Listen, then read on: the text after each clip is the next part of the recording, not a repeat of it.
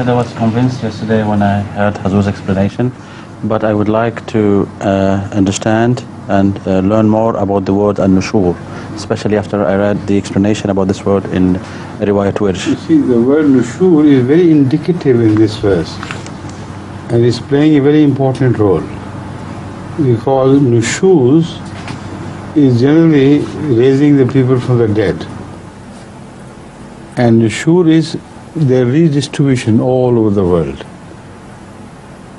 That is nashar. So we are talking of nashar here. Not only the dead will be raised, but they will be spread all over the world. And this is the meaning of nushur in that particular verse. Will you kindly read it?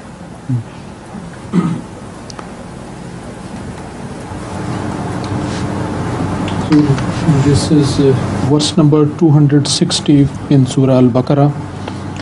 A'udhu billahi minash shaitanir rajeem. Aw kallazi marra ala qaryatin wa hiya khawiyatun ala urushiha qala anna yuhyi hazihi Allahu ba'da mawtiha fa amatahu Allahu mi'ata amin thumma ba'asahu qala kam labista qala labistu yawman aw ba'za yawm qala bal labista mi'ata amin فانظر إلى طعامك وشرابك لم يتسنى وانظر إلى حمارك ولنجعلك آية للناس وانظر إلى العظام كيف ننشزها ثم نكسوها لحما فلما تبين له قال أعلم أن الله على كل شيء قدير. ننشزها.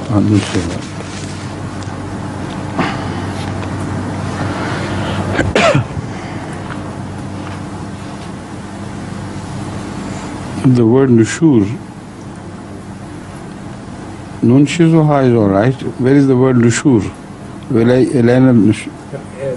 He says that there is another qira'ah. Oh, understand. But in this verse there is no nushur. No, for this verse there is another qira'ah. Another qira'ah. Instead of nunshizuha, nunshuruha. That's right, I understand. This is the point. This you didn't get clear to me perhaps. My answer is the same. In this verse, but I think I should better start speaking on this verse once again, because it's a very important verse, and the Quranic handling of the subject is so masterly. It's unbelievable how this subject could be handled with such perfection. The story is, there are in fact two stories. One story says that a prophet of God passed by a ruin of a city. The city was in ruins. And he looked at the ruins and said, "Oh Lord, how could you raise these dead alive again?" Now, one thing is very important. This is the story which goes commonly among the Muslim scholars. Up to this, it's all right, but the point is, where did it happen? Which township that was? And why did he raise the question, why will you raise these people alone? Well, all the dead are raised in the hereafter. And nushuz, as I said, initially means the raising of the people from the dead. So the question one should bring to one's focus of attention is, why a prophet of God passing through a ruin while he had seen ruins before? There are ruins everywhere. Why should he particularly ask, how will you raise these people, if he meant the raising of the hereafter, the raising the dead in the hereafter? That was a normal procedure known to every prophet. And he could not have asked God, how will you raise these people particularly after death?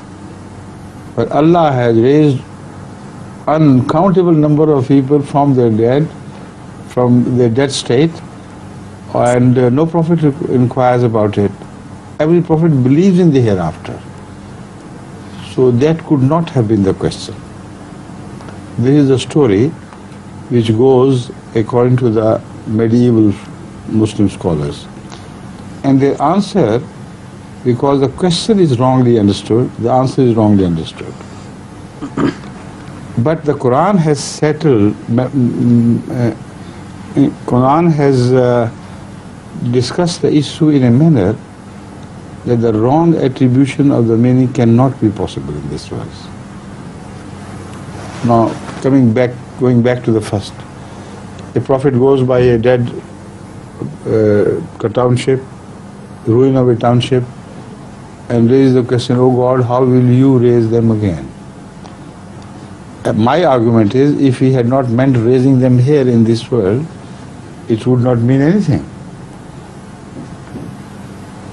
Or raising them dead, the second meaning is spiritually. That could only be the possibility of the question. Because how will you raise them again in this world, physically, could not have occurred to a prophet of God. Where had God made a promise that I'll specifically raise the dead of this township here on earth? So it's a question which has to be clearly understood. What was that prophet begged from Allah? If he begged from Allah, how would you raise these people again after death? He believed in every dead being revived in the after, in the world hereafter. Why should he ask this question particularly to these people? If he meant a physical revival, who had told him that they will be physically revived? And when did it happen and where did it happen? Why should he suddenly ask God, how will you raise these people physically alive, physically into a live people from their death, from their dead bodies? That question could not have occurred in the mind of the Prophet. But the mullahs take it as that.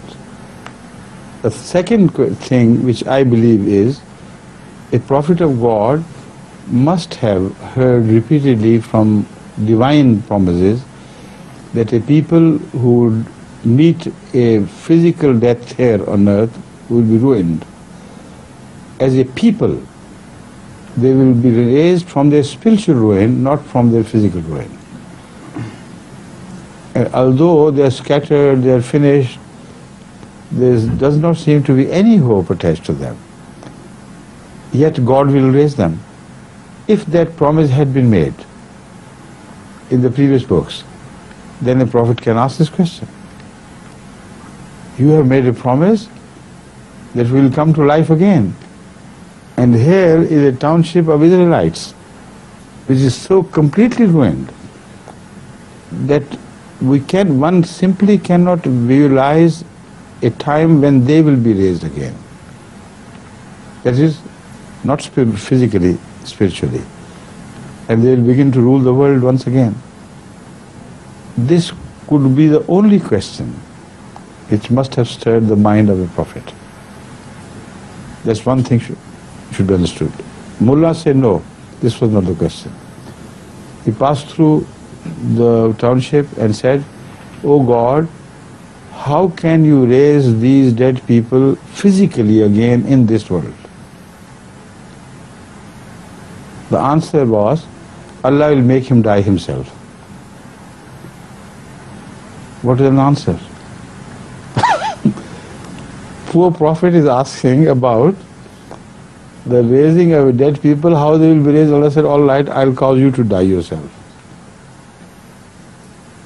So die. And when he is awakened from that death, his own personal impression is they have lived only for one night or so. That means that the man is seeing a dream and he knows it. It is not a real death. Because when he awakens and Allah asks him, how long have you tarried? He says, only a day or a night, no more than that. Allah confirms this. Says, you're right. Look at your food. Lam yatasanna. Look at your himar. It's the same thing. Now here, the answer of God ends, and a new reference begins from here. Because when the himar is mentioned for the first time here, it is not mentioned as a bones of himar, as a carcass of himar. It is mentioned fully as himar. And along with food being lam yatasanna, this shows that himar is also in the correct state of thing. So, the point is, what is being said afterwards?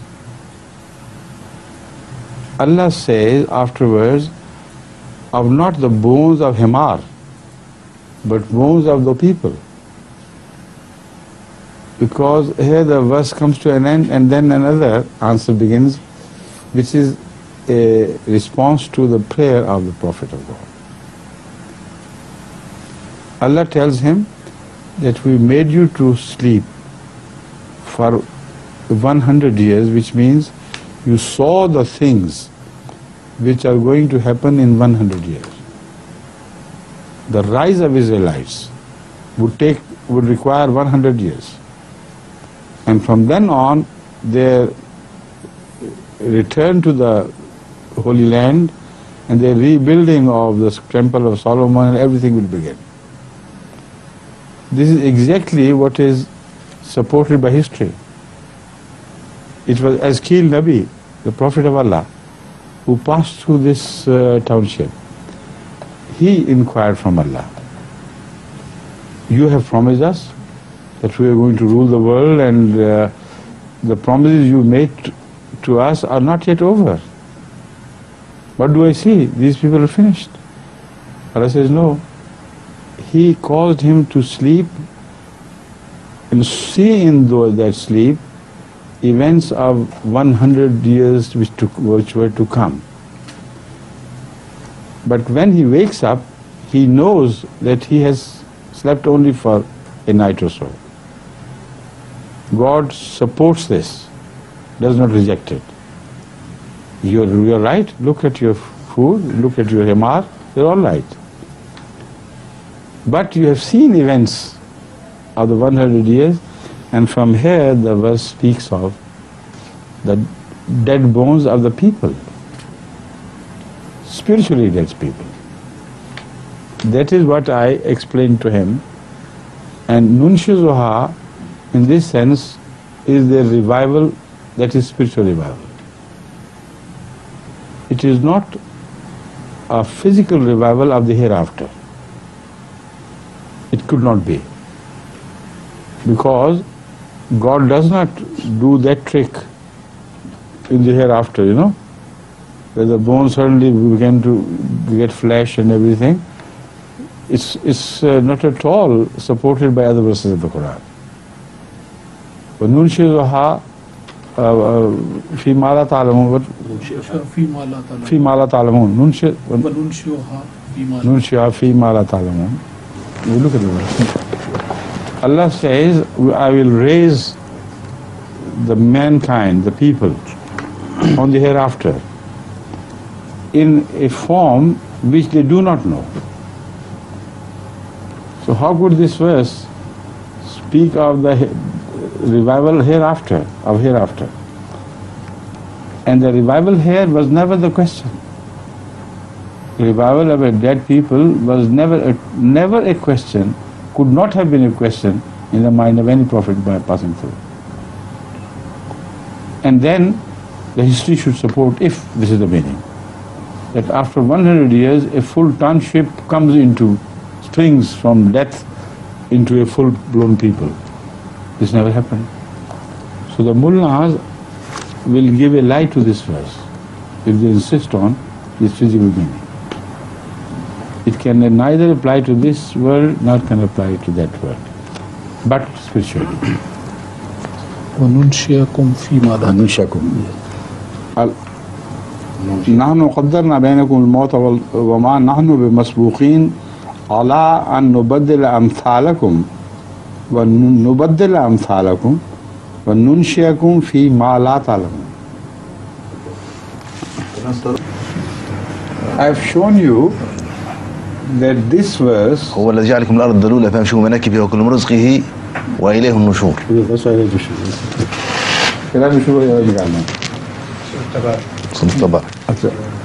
So the point I have made clear is that this verse here definitely does not speak of what will happen in the hereafter. It does not speak of the events here on this world physically, because no township has ever come to life like it is mentioned here if it is taken physically. Why should Allah break the first part of the verse into two parts? You can see your food is not destroyed. Now, if the food was not destroyed and the donkey was destroyed, what is the meaning of this? Is this how Allah raises the things? If the food remains all right, but the live people are finished and decayed, obviously the donkey there is a full-grown donkey. It's not a carcass of a donkey which is mentioned. After the verse, after this part, the people of Israel are mentioned. They will be brought back to their spiritual or political grandeur as they had lost. Now, in light of this, I read this verse again. Then you understand the points which I have made. وَإِذْ قَالَ إِبْرَاهِيمُ رَبِّ أَرِنِي كَيْفَ تُحْيِي الْمَوْتَى. No, that's a different verse. أَوْ كَالَّذِي مَرَّ عَلَى قَرْيَةٍ وَهِيَ خَاوِيَةٌ عَلَى عُرُوشِهَا قَالَ أَنَّى يُحْيِي هَٰذِهِ اللَّهُ بَعْدَ مَوْتِهَا. How will Allah raise these people? Why did He think of that? So many ruins in the world. If there were no promise, He could not have raised the question. And the promise is only spiritual, we know that. In the Old Testament there is a promise that we say people will be raised again. فَأَمَاتَهُ اللَّهُ مِئَةَ عَامٍ ثُمَّ بَعَثَهُ قَالَ كَمْ لَبِثْتَ. Here's the point which I'm making. قَالَ لَبِثْتُ يَوْمًا أَوْ بَعْضَ يَوْمٍ. قَالَ بَلْ لَبِثْتَ مِئَةَ عَامٍ. Proof. بَلْ لَبِثْتَ مِئَةَ عَامٍ. Although you think you lived only for a day or a part thereof, you lived for a full 100, you slept full for full 100 years. And in dream it can happen. You can sleep for 100 years or 200 years as you like. فَانْظُرْ إِلَى طَعَامِكَ. But at the same time look at your food. وَشْرَابِكَ لَمْ يَتَسَنَّى. They have not gone wrong. Is that the answer to the question? The question was how the dead will be raised. And God says, you sleep for 100 years and your food does not go wrong. It's impossible, it's absurd. And then it also says, وَانْظُرْ إِلَى حِمَارِكَ. Also look at your himar. Full grown himar is mentioned like food. It could not have gone any change. Allah testifies to the fact that really you lived only for a day or less than a day. You slept only because in that time food cannot go wrong, and in that time himar remains al-himar. Nothing goes wrong with them. But when God says, I made you to cause you to die for 100 years, here Allah makes it clear. I meant you have seen events of 100 years. I mean that your answer lies in this 100 years history. You will see the same people who will turn into bones. They will, as if they will rise from bones again. That is, spiritually they'll be raised and they'll become a powerful nation. Here, Naksu halama falamma tabayyana lahu. This had to be understood. Tabayyana is not a fact which you see happening before your eyes. If he had seen bones turning into gaining flesh and rising from the dead, there is no question of tabayyana. Tabayyana means interpretation of dream. Then he realized what Allah means. Physically, he has slept only for a day. Spiritually, he has seen the events of 100 years. And through this comparison and contrast, he understood. Then, what he said, Alamu anna Allah ala kulli shay'in qadir. Then he said, now I know Allah can do anything. Now, this is very clear, but the word nunshizuha is the question, word in question.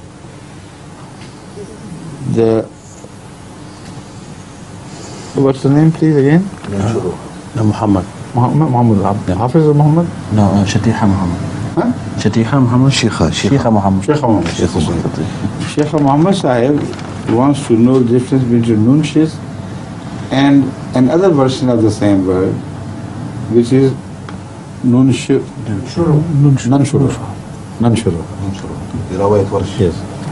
Now, nunshizo is normally understood to mean nunshio. Nashat and nashar, nunshis, are normally understood to replace each other. They mean the same thing. If God does nasha, that is nashat al-ukhra as well. Nashat can take place here in this world and in the hereafter. Nushuz can take place here and in the hereafter. Both have a meaning of a sudden rise into something different. But here, because nunshizo meant in fact the revival of Israel and they spread all over the world, so another qiraat of this verse reminds you of that meaning, which is not nunshia, which is nanshuro. Nanshuro means we will spread them. And this is exactly true. After Hizqeel prayed to God when he passed through this desolate township of Israel, which Nebuchadnezzar had destroyed. It was his question which was raised. Then came Azra, another prophet of God, who rebuilt the whole township with the help of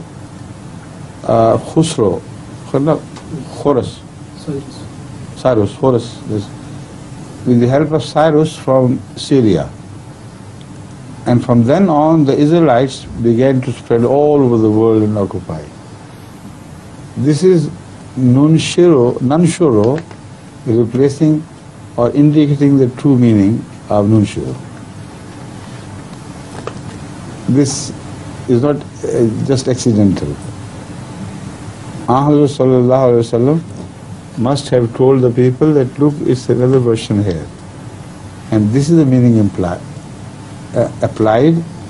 Don't misunderstand the verse. I have said all this, yet the question remains, why did not God in the first place use the word nanshuro instead of nunshuro? Because nanshuro does not apply to the dead. And the question was the revival of the dead. Nushur can take place afterwards. So this is the beauty of the Quranic expression. It uses the central word which has to be used in answer to that prayer. And once raised, then they will spread. Which means that God is not talking of the hereafter. God is talking of this world. Understand? I'm sorry, but I know you can do it. I'll try. He has gained expertise on this and he can... I'll try to do it. I'm amazed at how he can reconstruct everything. MashaAllah. I'll try today.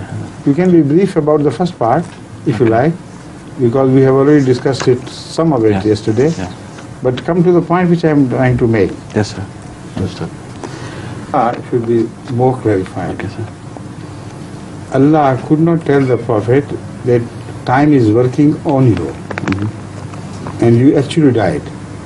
But the time was not working on the food, on sharab, and on donkey. What sort of time that was? This was not working physically on food and on donkey, but it was working physically on the Prophet. So it is impossible. That is why Allah said it, that you are right. Your impression is right. That you slept only for a day or a part thereof. But when we talk of that you slept for 100 years, you did as far as the future prophecies and their fulfillment are concerned.